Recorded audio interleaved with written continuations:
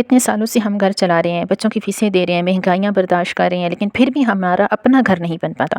کہیں نہ کہیں کوئی ایسی جگہ ہوتی ہے جہاں ہمارا پیسہ ضائع ہو رہا ہوتا ہے۔ تو آج میں آپ کو یہی بتانے والی ہوں کہ اگر آپ صرف یہ 3 فضول خرچے چھوڑ دیں گی نا، تو انشاءاللہ چند سالوں میں آپ کے پاس اتنی رقم جمع ہو جائے گی کہ آپ بھی اپنا گھر خرید سکیں گی انشاءاللہ۔ اگر آپ یہ والے فضول اخراجات جو ہیں وہ چھوڑ دیں، کیونکہ مڈل کلاس جو طبقہ ہوتا ہے ہمیشہ اس کی یہی سوچ ہوتی ہے ہم کچھ نہیں کر سکتے، ہم اپنا گھر بنا ہی نہیں سکتے، ہمارے لیے تو یہی چیزیں ہیں جو ہم خرید لیں، اپنے بچوں کو دے دیں اور اپنے لیے خرید لیں تو ہماری زندگی جو ہے اس میں سکون آ جائے گا۔ ایسا کچھ نہیں ہوتا۔ یاد رکھیں، گھر بنانے کے لیے صرف پیسے نہیں ہوتے بلکہ عقل، صبر اور پلاننگ کی بہت زیادہ ضرورت ہوتی ہے۔ السلام علیکم ورحمۃ اللہ وبرکاتہ۔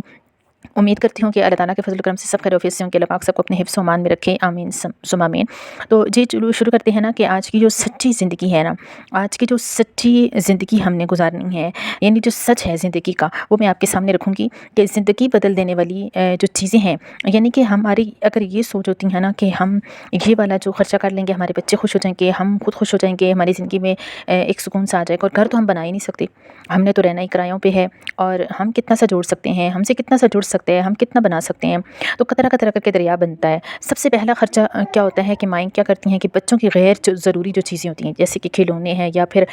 آن لائن کا بڑا ٹرینڈ ہے آج کل کہ آن لائن کچھ بھی دیکھ لیا نا، تو اگر وہ 200-300 کے، ہم اس کو کچھ سمجھتے نہیں، ہم کہتے ہیں بس چلیے خیر کوئی بات نہیں ہے، لے لیتے ہیں، ان کتنے سے پیسے لگ جائیں گے۔ لیکن یہی ہوتا ہے نا کہ ہمارا بجٹ خراب ہو جاتا ہے، چاہے وہ 100 روپے کی چیز ہے نا،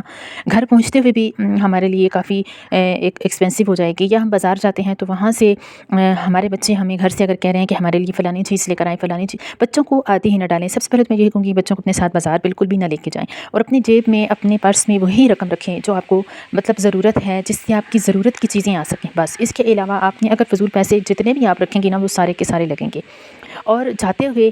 بازار جاتے ہوئے آپ نے نفل اگر پڑھ لیں یا پھر چوتھا کلمہ پڑھ لیں اور صدقہ دے دیں، چاہے 10 روپے دیں، چاہے 20 روپے دیں، آپ صدقہ دے دیں، اس کے بعد آپ شاپنگ کریں، آپ یقین جانیں کہ انشاءاللہ ان پیسوں میں بھی بہت زیادہ برکت ہوگی۔ اور اس کے علاوہ فضول چیزیں گھر سے ہی آپ نے سوچ کے جانا ہے کہ آپ نے نہیں لانی۔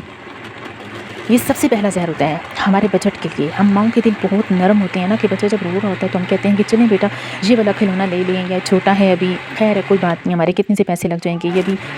چھوٹا ہے، خوش ہو جائے گا۔ پھر آہستہ آہستہ کیا ہوتا ہے کہ عادت بن جاتی ہے نا، پھر ہر ہفتے، ہر مہینے کوئی نہ کوئی آن لائن آرڈر ہو رہا ہوتا ہے، یا پھر یہ کہ بازار جب جاتے ہیں تو اپنا بجٹ خراب کر کے آ جاتے ہیں۔ تو ذرا سوچیں، اگر آپ ہر مہینے صرف 2000 روپے کے ٹوائس لے رہی ہیں، یا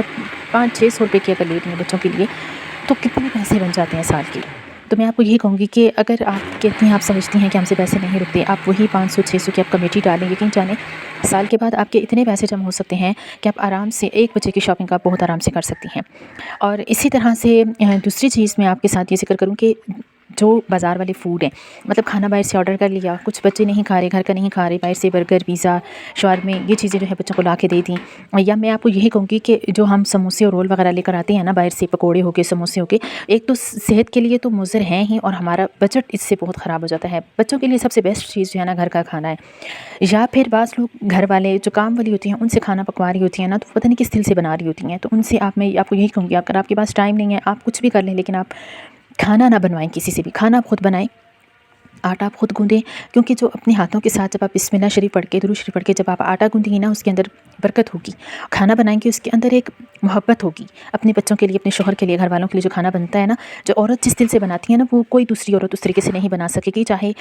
جتنا بھی اچھا ذائقہ ہو نا کام والی کے ہاتھوں میں، یا کوئی کوک ہے اس کے ہاتھوں میں جتنا بھی اچھا ذائقہ ہے نا، تو وہ